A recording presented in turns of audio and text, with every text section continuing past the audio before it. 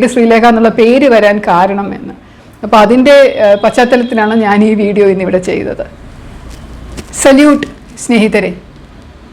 Central bureau of ഇൻവെസ്റ്റിഗേഷനിൽ surprise check എന്ന് പറഞ്ഞ ഒരു പ്രക്രിയയുണ്ട്. ഏതെങ്കിലും ഒരു കേന്ദ്ര സർക്കാർ ഓഫീസിലേക്ക് അപ്രതീക്ഷിതമായി മുൻകൂട്ടി അറിയിക്കാതെ പെട്ടെന്ന് കയറി ചെന്ന് ഒരു പരിശോധന നടത്തും.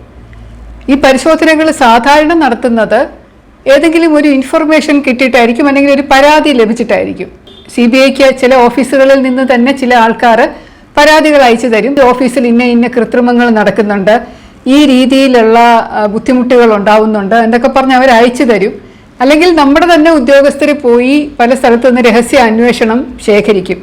ആ രഹസ്യ വിവരത്തിൻ്റെ പുറത്ത് ഞങ്ങൾ ഒരു ദിവസം പ്ലാൻ ചെയ്ത് ആ ഓഫീസിൽ അറിയിക്കാതെ, എന്നാൽ മറ്റ് ചില ഓഫീസുകളിൽ നിന്നുള്ള സാക്ഷികളെയും കൂടെ ഉദ്യോഗസ്ഥരെ സാക്ഷികളായിട്ട് കൂട്ടി ഞങ്ങൾ എല്ലാവരും കൂടെ ചേർന്ന് ഒരു ഓഫീസിൽ ചെന്ന് കയറി അവിടെയുള്ള എന്തെങ്കിലും ബുദ്ധിമുട്ടുകളുണ്ടോ, ആളുകൾക്ക് എന്തെങ്കിലും പ്രയാസം ഉണ്ടാകുന്നുണ്ടോ, സേവനത്തിന് കുഴപ്പമുണ്ടോ, ഹാജർ രജിസ്റ്ററിൽ ഒപ്പുവെച്ച ശേഷം മുങ്ങുന്ന പരിപാടിയുണ്ടോ ഉദ്യോഗസ്ഥർ, അങ്ങനെ ചെയ്തിട്ടുണ്ടോ, വാഹനത്തിൻ്റെ ദുരുപയോഗമുണ്ടോ, അതുപോലെ ഏതെങ്കിലും ഫൈനാൻസ് തിരിമറി നടത്തിയിട്ടുണ്ടോ, അങ്ങനെ പലതരത്തിലുള്ള ക്രമക്കേടുകൾ അന്വേഷിക്കുന്ന ഒരു പരിപാടിയാണ്. മിക്കവാറും ഇതുപോലെയുള്ള ഒരു സർപ്രൈസ് ചെക്ക് ഞങ്ങൾ നടത്തി കഴിഞ്ഞാൽ എന്തെങ്കിലുമൊക്കെ അപാകതകൾ കിട്ടും.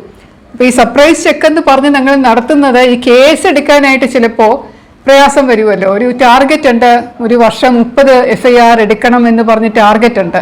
അപ്പോൾ ഇടയ്ക്ക് ഒരാൾ എന്നോട് ചോദിച്ചു, CBIയിൽ 30 കേസേ ഉള്ളൂ, 300 കേസിൻ്റെ ടാർഗറ്റ് ഇട്ടുകൂടെ എന്ന് ചോദിച്ചു.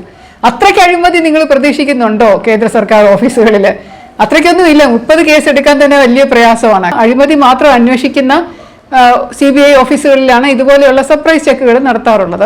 സംസ്ഥാനത്തിൻ്റെ വലിപ്പം അനുസരിച്ചാണ് കേസുകളുടെ ടാർഗറ്റ് കൊടുക്കുന്നത്. ഉത്തർപ്രദേശ്, മധ്യപ്രദേശ് പോലെയുള്ള സംസ്ഥാനങ്ങളിൽ 50, 60, 70 കേസുകളൊക്കെ ആയിരിക്കും ഒരു വർഷം രജിസ്റ്റർ ചെയ്യേണ്ടത്. 100 കേസുകളൊക്കെ ഒരു വർഷം തീർക്കണം എന്നൊക്കെയുള്ള ടാർഗറ്റ് ഉണ്ടെങ്കിൽ, കേരളം പോലെയുള്ള ഒരു ചെറിയ സംസ്ഥാനത്തിന് ഒരു വർഷം ഒരു 30 കേസുകൾ FIR അഴിമതി കിട്ടുക എന്ന് പറഞ്ഞാൽ നല്ലൊരു, ഞങ്ങൾ വെറുതെ കേസ് എടുക്കാറില്ല. ഇപ്പോൾ കേരള പോലീസ് സാധാരണ എന്ത് പരാതി കിട്ടിയാലും FIR ഇടാറുണ്ട്. പക്ഷേ CBI വളരെ കൃത്യമായിട്ടുള്ള ഒരു വിവരം അഴിമതി നടന്നു എന്ന് 100% ഉറപ്പ് വരുന്ന സാഹചര്യത്തിൽ മാത്രമാണ് FIR ഇടാറുള്ളത്. FIR ഇടുന്നതിന് മുമ്പ് ഒരു പ്രാഥമിക പരിശോധന ചിലപ്പോഴൊക്കെ ആവശ്യമുണ്ട്. അങ്ങനെ ആവശ്യമുള്ള സമയത്ത് അത് ചെയ്യും. ട്രാപ്പ് സെക്ഷൻ 7 അഴിമതി നിരോധന നിയമം അനുസരിച്ചിട്ടുള്ള മുൻ പരിശോധനകളൊന്നും ഇല്ലാതെ നേരിട്ട് FIR ഇടാൻ പറ്റുന്നത്. അപ്പം അങ്ങനെ ചിലപ്പോൾ ചില വർഷങ്ങളിൽ 30 കേസിൽ താഴെ 20 കേസേ എടുക്കാൻ പറ്റുള്ളൂ എന്നൊരു സാഹചര്യം വന്നു കഴിഞ്ഞാൽ ഇതുപോലെ ഒരു സർപ്രൈസ് ചെക്ക് നടത്തി കഴിഞ്ഞാൽ ചിലപ്പോൾ നമുക്ക് 3-4 കേസുകൾ കിട്ടും.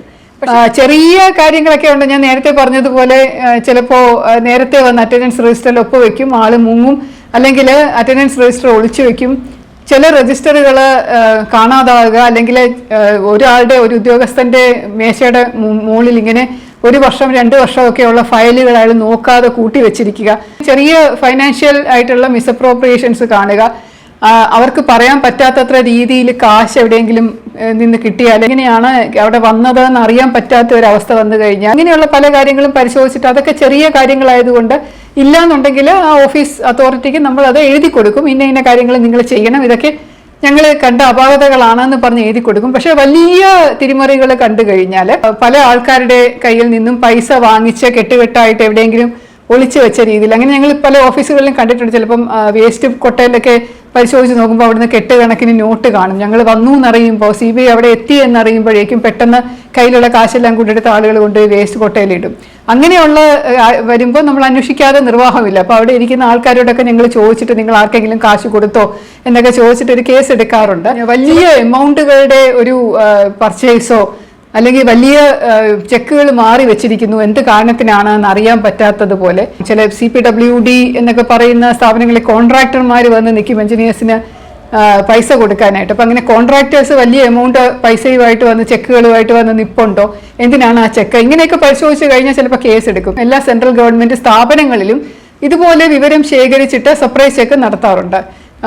വളരെ അപൂർവമായിട്ടാണ് സംസ്ഥാന വ്യാപകമായി ഒരു സർപ്രൈസ് ചെക്ക് നടത്തി പോന്നിരുന്നത്. പക്ഷെ വളരെ റെയർ ആയിട്ടുണ്ടായിരുന്നു, വലിയ സക്സസ്ഫുൾ ആവാറില്ലായിരുന്നു. ഏതെങ്കിലും ഒരു ഓഫീസ് കേന്ദ്രീകരിച്ചുകൊണ്ട് എല്ലാ ജില്ലകളിലുമുള്ള ഓഫീസുകളിൽ ചെറിയ ചെറിയ ടീമായി പോയി അന്നത്തെ ദിവസം നമ്മൾ മുഴുവനും ആ ഓഫീസുകളിലെ അപാകതകൾ പരിശോധിക്കുക എന്ന ഒരു രീതി തുടങ്ങി വെച്ചത് ഞാനാണ്. അത് വ്യാപകമാക്കിയതും ഞാനാണ്. റെയിൽവേസിന്റെ ഏതെങ്കിലും ബുക്കിങ്ങിന്റെ ഓഫീസുകളിൽ പോയിട്ട് അവിടെ എന്തെങ്കിലും അപാകതകളുണ്ടോ, ചിലപ്പോൾ ഞങ്ങൾ ട്രെയിനിന്റെ അകത്ത് തന്നെ കയറി പരിശോധിക്കാറുണ്ട്. ആർക്കെങ്കിലും വഴിവിട്ട സഹായം ചെയ്തു കൊടുത്തിട്ടുണ്ടോ, EQ എന്ന് പറയുന്ന റിലീസ് ചെയ്യുന്നതിനേക്കാളും ഉപരിയായിട്ട് TTE അദ്ദേഹത്തിന്റെ സ്വാതന്ത്ര്യം ഉപയോഗിച്ചുകൊണ്ട് ആൾക്കാർക്ക് അനധികൃതമായിട്ട് സീറ്റ് കൊടുത്തിട്ടുണ്ടോ, അതിൽ നിന്ന് കൈക്കൂലി വാങ്ങിച്ചിട്ടുണ്ടോ, അങ്ങനെയൊക്കെ നോക്കിയിട്ടുണ്ട്. അപ്പോൾ ഫുഡ് കോർപ്പറേഷൻ ഓഫ് ഇന്ത്യയുടെ ഗോഡൌണുകളിൽ ചില പരിശോധന നടത്തുമ്പോൾ മിക്കവാറും എപ്പോഴും എന്തെങ്കിലും അപാകത കാണാറുണ്ട്. സ്റ്റോക്ക് നശിച്ചിരിക്കുന്ന കാണാം, അല്ലെങ്കിൽ ഓവർ സ്റ്റോക്ക് കാണാം, രജിസ്റ്ററുമായിട്ട് ചേരാത്ത രീതിയിലുള്ളത് കാണാം. അരിപ്പൊടി ഗോതമ്പ് പൊടിയൊക്കെ വിൽക്കുന്ന പ്രൈവറ്റ് ഏജൻസീസിന് മറിച്ചു കൊടുക്കും ചിലപ്പോൾ FCIയിൽ നിന്ന്. അപ്പോൾ അങ്ങനെയുള്ള ഒരുപാട് അപാകതകൾ നമ്മൾക്ക് കാണാൻ സാധിക്കും. സെൻട്രൽ എക്സൈസ് ആൻഡ് കസ്റ്റംസിന്റെ ഓഫീസുകളിൽ, എയർപോർട്ടുകളിൽ, ബാങ്കുകളിൽ ലോൺ കൊടുക്കുന്ന രീതി, ഇൻകം ടാക്സിന്റെ അപ്പലേറ്റ് ട്രൈബ്യൂണൽ അല്ലെങ്കിൽ ഇൻകം ടാക്സ് ഓഫീസുകളിൽ, അങ്ങനെയുള്ള പല സ്ഥലത്തും ഒരൊറ്റ ദിവസം നമ്മൾ നോക്കിയിട്ട് പല പല ടീമുകളെ നിശ്ചയിച്ചിട്ട് കാസർഗോഡ് തൊട്ട് തിരുവനന്തപുരം വരെയുള്ള എല്ലാ ജില്ലകളിലെയും ഓഫീസുകളിൽ ഒരേ സമയം രാവിലെ 10-11 മണിക്ക് തുടങ്ങിക്കഴിഞ്ഞാൽ വൈകുന്നേരം 5-5:30-6 മണിയാകുമ്പോഴേക്കും നടത്തും.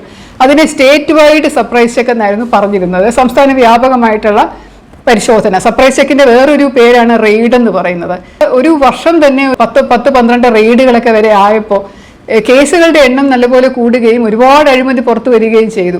CBI ഡയറക്ടറുടെ അടുത്ത് നിന്ന് ഒരുപാട് അനുമോദന കത്തുകളൊക്കെ കിട്ടിയിട്ടുണ്ട്. അദ്ദേഹം വിളിക്കുമ്പോഴും ഒക്കെ പറയും നല്ല കാര്യം, പത്രത്തിലൊക്കെ നല്ല വ്യാപകമായിട്ട് അതിനെപ്പറ്റി വാർത്ത വന്നു, അപ്പോൾ ഗുഡ് വർക്ക്, ഇതുപോലെ തന്നെ വീണ്ടും തുടർന്ന് ചെയ്യണം എന്ന് പറഞ്ഞു വന്നു. അങ്ങനെ ഒരു വർഷം ഇങ്ങനെ ഒരുപാട് റെയ്ഡുകൾ ഞാൻ നടത്തി. ചിലതിനൊക്കെ ഞാൻ തന്നെ നേരിട്ട് പോയി നേതൃത്വം കൊടുക്കുന്നത് കൊണ്ടാണ് എന്ന് തോന്നുന്നു. ശ്രീലേഖ എന്ന് പറയുന്ന എൻ്റെ പേര് ഞങ്ങളുടെ കുടുംബത്തിൽ ചെയ്യുന്നത്, പെൺകുട്ടികൾ ഉണ്ടാവുമ്പോൾ പെൺകുട്ടികൾക്ക് അമ്മയുടെ പേരാണ് ഇനീഷ്യലായിട്ട് വെക്കുന്നത്. അപ്പൊ എൻ്റെ എന്ന് പറയുന്നത് എൻ്റെ അമ്മയുടെ പേരാണ്, രാധ എന്നുള്ള പേരാണ്. ഈ എന്താണ് എന്നുള്ളത് പണ്ട് തൊട്ടേ എല്ലാവർക്കും കൺഫ്യൂഷൻ. തറവാട്ടിന്റെ പേരാണോ എന്ന് ചോദിക്കാറുണ്ട് പലരും. ഇപ്പൊ ഞാൻ അമ്മയുടെ പേരാണെന്ന് എല്ലാവർക്കും ഒരു അതിശയമാണ്. വളരെ വളരെ റെയർ ആയിട്ടാണ് അമ്മയുടെ പേര് പെൺകുട്ടികൾക്ക് ഇനീഷ്യലായിട്ട് വെക്കുന്നത്. അപ്പൊ എൻ്റെ ആ പേര് ശ്രീലേഖ എന്നുള്ളത് രാധ എന്നുള്ളത് മാറി റെയ്ഡ് ശ്രീലേഖ എന്നായി എന്നുള്ളത് ഒരു ഉദ്യോഗസ്ഥൻ തന്നെയാണ് എന്നോട് വന്ന് പറഞ്ഞു. മാഡം അറിഞ്ഞു, ഇങ്ങനെ മാഡത്തിന്റെ പേര് വളരെ പുച്ഛമായിട്ടോ റെയ്ഡ് ശ്രീലേഖ വരുന്നുണ്ട് എന്നുള്ള മട്ടിൽ പറയുന്നുണ്ട്. ആളുകൾ എല്ലാവരും കൂടി ഇങ്ങനെ ചർച്ചയ്ക്കൊക്കെ ഇരിക്കുമ്പോൾ അല്ലെങ്കിൽ ഏതെങ്കിലും ഒരു ഓഫീസിൽ വന്ന് എന്തെങ്കിലും അഴിമതി നടക്കുന്നു അല്ലെ എന്തെങ്കിലും പങ്കിട്ടൊക്കെ കൊടുക്കുമ്പോൾ, ഇപ്പോൾ എനിക്ക് തോന്നുന്ന ആദ്യമായിട്ട് തന്നെ റെയ്ഡ് ശ്രീലേഖ എന്ന് വിളിച്ചു തുടങ്ങിയത് കസ്റ്റംസിന്റെ ഓഫീസേഴ്സാണ്, എയർപോർട്ടുകൾ കേന്ദ്രീകരിച്ച്. കാരണം എയർപോർട്ട് എനിക്കൊരു ഹരമായിരുന്നു റെയ്ഡ് ചെയ്യാൻ. എപ്പോൾ പോയാലും എന്തെങ്കിലുമൊക്കെ കസ്റ്റംസ് ഓഫീസേഴ്സിന്റെ കയ്യിൽ നിന്ന് കിട്ടുമായിരുന്നു. എയർപോർട്ടിന്റെ ചെക്ക് ചെയ്യുന്ന സ്ഥലത്തും അവിടെയൊക്കെ ഞങ്ങൾ പരിശോധിക്കാറുണ്ട്. അപ്പോൾ അവിടെയുള്ള എല്ലാവർക്കും തന്നെ ഭയങ്കര വിരോധമായിരുന്നു. എയർപോർട്ട് അതോറിറ്റി ഓഫ് ഇന്ത്യ ആൾക്കാർക്കും അവിടെയുള്ള ഇമിഗ്രേഷൻ ആൾക്കാർക്കും പോലീസുകാർക്കും കസ്റ്റംസിനും എല്ലാവർക്കും വിരോധമായിരുന്നു. അപ്പോൾ അതുകൊണ്ട് അവർ പറയും, സൂക്ഷിക്കണം കേട്ടോ, ഇപ്പൊ റെയ്ഡ് ശ്രീലേഖ ഇപ്പൊ വരും ഇങ്ങോട്ട് എന്ന് പറയും എന്ന് എന്നോട് ഒരാൾ പറഞ്ഞത് കൊണ്ടാണ് അത് കഷ്ടം എൻ്റെ പേര് റെയ്ഡ് ശ്രീലേഖ എന്നായല്ലോ എന്ന് ഞാൻ ആലോചിച്ചത്. പിന്നീട് അതൊക്കെ സ്റ്റക്കായി. പലരും ഇങ്ങനെ കേന്ദ്ര സർക്കാർ ഓഫീസുകളിലുള്ള പലരും അങ്ങനെ എന്നെ ശ്രീലേഖ എന്ന് മാത്രം വിളിക്കാതെ റെയ്ഡ് ശ്രീലേഖ എന്ന് വിളിച്ചു തുടങ്ങിയത് ഈ റെയ്ഡ് വ്യാപകമാക്കിയത് കൊണ്ടാണ് എന്ന് തോന്നുന്നു. സാധാരണ 2 തരത്തിലുള്ള റെയ്ഡുകളാണ് നമ്മൾ നടത്തുന്നത്. സർപ്രൈസ് ചെക്ക് എന്ന് പറയുന്നത് ഒരു റെയ്ഡാണ്. അത് ബൃഹത്തായ ഒരു പ്രക്രിയയാണ്. രാവിലെ ചെല്ലും, എന്നിട്ട് സ്ഥലമെല്ലാം പരിശോധിക്കും, അപാകതകൾ ഉണ്ടെങ്കിൽ അത് എഴുതും, വിറ്റ്നസിനെ കൊണ്ട് ഒപ്പുവയ്ക്കും, അവിടെയുള്ള ആൾക്കാരെ കൊണ്ട് ആരെങ്കിലും കൊണ്ട് ഒപ്പിടിക്കും. എന്നിട്ട് അത് ഒരു റിപ്പോർട്ടായിട്ട് കിട്ടിയ ശേഷം തീരുമാനം എടുത്തിട്ടാണ് അതിന് ഭാവി എന്താ ചെയ്യേണ്ടത്, ഓഫീസിൽ നിന്ന് തന്നെ അച്ചടക്ക നടപടിക്ക് ശുപാർശ ചെയ്യണോ, അല്ലെങ്കിൽ വേറെ നടപടികളൊന്നും വേണ്ടയോ, കുറച്ച് റെക്കമെൻഡേഷൻസ് അയച്ചാൽ മതിയോ, അല്ലെങ്കിൽ നമ്മൾ കേസ് എടുക്കേണ്ടി വരുമോ എന്നൊക്കെയുള്ള തീരുമാനം എടുക്കുന്നത് ആ സർപ്രൈസ് ചെക്കിന്റെ റിപ്പോർട്ടിന്റെ പുറത്തായിരിക്കും. വേറൊരു തരത്തിലുള്ള ഒരു റെയ്ഡ് ഉള്ളത്, നമ്മളൊരു കേസ് രജിസ്റ്റർ ചെയ്ത് കഴിഞ്ഞാൽ അനധികൃതമായിട്ട് സ്വത്ത് സമ്പാദിച്ച കേസാണെങ്കിലോ, അല്ലെങ്കിൽ ഒരു ഏതെങ്കിലും ബാങ്ക് കേന്ദ്രീകരിച്ചിട്ടുള്ള ഗോഡൌൺ അവരുടെ സ്റ്റോക്ക് ചെക്ക് ചെയ്യാനായിട്ടാണെങ്കിലോ, അല്ലെങ്കിൽ വേറെ ഏതെങ്കിലും ഒരു കേസിന്റെ ഒരു ഓഫീസിൽ പോയി പരിശോധന നടത്തി രേഖകൾ കമ്പ്യൂട്ടറും അതുമൊക്കെ എടുക്കേണ്ട കാര്യമാണെങ്കിലും അങ്ങനെ ഒരു റെയ്ഡ് നമ്മൾ നടത്താറുണ്ട്. അപ്പൊ അതിനും റെയ്ഡുകൾ എന്നാണ് തന്നെയാണ് പറയുന്നത്. നമ്മൾ ചിലപ്പോൾ ഓപ്പറേഷൻ എന്ന് പറയും, നമുക്കൊരു ഓപ്പറേഷൻ പ്ലാൻ ചെയ്യാനുണ്ടെന്ന് പറഞ്ഞ് അങ്ങനെ ഒരു ഓപ്പറേഷൻ എന്നുള്ള പേരിലാണ് ഞങ്ങൾ ഓഫീസേഴ്സിന്റെ ഇടയിൽ അത് പറയുന്നത്. എങ്കിലും അത് റെയ്ഡ് തന്നെയാണ്. നമ്മൾ ആ ഓഫീസിൽ ചെല്ലുന്നു, അവിടെയുള്ള രേഖകൾ പരിശോധിക്കുന്നു, അവിടെയുള്ള കാര്യങ്ങളൊക്കെ എടുത്തുകൊണ്ട് വരുന്നു, പിന്നെ നമ്മളത് പരിശോധിച്ചിട്ടാണ് ആ കേസിന്റെ ഫർദർ ആയിട്ട് എന്താ ചെയ്യേണ്ടത് നമ്മൾ ആലോചിച്ച് തീരുമാനിക്കുക. ഒരു പ്രാവശ്യം അങ്ങനെ കുറെ ഓഫീസേഴ്സ് ഇതുപോലെ ഒരു റെയ്ഡിന് പോയപ്പോൾ അന്ന് കമ്പ്യൂട്ടറുകൾ എന്നൊക്കെ പറയുന്നത് ഇങ്ങനെ വന്ന് തുടങ്ങിയ സമയമേ ഉണ്ടായിരുന്നുള്ളൂ. അന്ന് നിങ്ങൾക്ക് ഓർമ്മയുണ്ടോന്ന് അറിയില്ല, ഒരു TV പോലെ ഇരിക്കുന്ന വലിയ മോണിറ്ററുകളായിരുന്നു ആ കമ്പ്യൂട്ടറിന്റെ എല്ലാ കാര്യങ്ങളും കാണിച്ചിരുന്നത്. അതെല്ലാം ഈ ഡോസിലൊക്കെയാണ് ചെയ്യുന്നത്. എല്ലാം അങ്ങനെ ഓപ്പറേഷൻ ഫ്രണ്ട്ലി ആയിരുന്നില്ല, വിൻഡോസ് ഒന്നും ഉണ്ടായിരുന്ന സമയമായിരുന്നില്ല. അപ്പോൾ ഒരു ഓഫീസിൽ ചെന്ന് ഞങ്ങൾ ഇതുപോലെ ബാങ്ക് പോലെ ഒരു ഓഫീസിൽ ചെന്നിട്ട് കമ്പ്യൂട്ടർ സീസ് ചെയ്യണമെന്ന് പറഞ്ഞപ്പോൾ എടുത്തോണ്ട് വന്നതിനകത്ത് കമ്പ്യൂട്ടർ ഇല്ല, അതിൻ്റെ ഈ സാധനം മാത്രമേ ഉള്ളൂ, അതിന് മോണിറ്റർ മാത്രമേ ഉള്ളൂ. കാരണം പോയ ഉദ്യോഗസ്ഥർക്കും അയാളുടെ കൂടെ സഹായിക്കാൻ പോയ ആൾക്കാർക്കും അവിടെ ഉണ്ടായിരുന്ന ആൾക്കാർക്കും ഒന്നും അവർ മനഃപൂർവ്വം പറയാത്തതായിരിക്കും, പക്ഷെ ആർക്കും അറിയില്ലായിരുന്നു കമ്പ്യൂട്ടർ എന്ന് പറയുന്ന ഒരു CPU അതിൻ്റെ അടിയിലുണ്ടെന്ന്. അവരുടെ വിചാരം ഇതാണ് കമ്പ്യൂട്ടർ എന്നായിരുന്നു. അതുകൊണ്ട് ആ മോണിറ്റർ മാത്രം എടുത്തുകൊണ്ട് വന്നത് ഓർമ്മയുണ്ട്. അതിൽ CPU ഇല്ലല്ലോ, അതിനകത്ത് നല്ല കാര്യങ്ങൾ കിട്ടുകയുള്ളൂ എന്ന് പറഞ്ഞപ്പോൾ തിരിച്ചു പോയപ്പോഴേക്കും അതിനകത്ത് നിന്നുള്ള സകല ഡേറ്റയും അവർ മാറ്റിക്കളഞ്ഞിരുന്നു.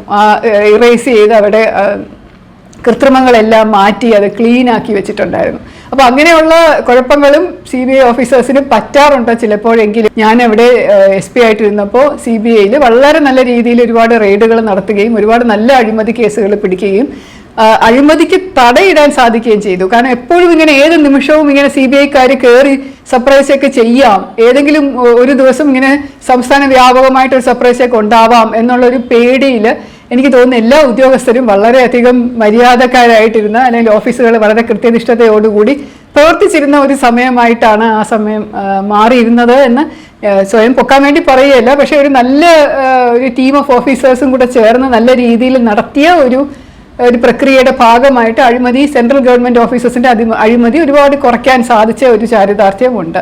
അപ്പോൾ ഇതുപോലെ റെയ്ഡ് ശ്രീലേഖ എന്നുള്ളൊരു പേര് കിട്ടിയെങ്കിലും ആ സമയത്ത് അതെനിക്കൊരു അപവാദമായിട്ട് തോന്നിയെങ്കിലും വളരെ മോശമായിട്ടുള്ള രീതിയിലാണ് എന്നെ ആ ആൾക്കാരങ്ങനെ റെയ്ഡ് ശ്രീലേഖ എന്നുള്ള പദപ്രയോഗം നടത്തിയതെങ്കിലും നല്ല ഗുണങ്ങൾ ഉണ്ടായിരുന്നു അതിനും എന്ന് ഓർക്കുമ്പോൾ സന്തോഷം. സസ്നേഹം, ശ്രീലേഖ.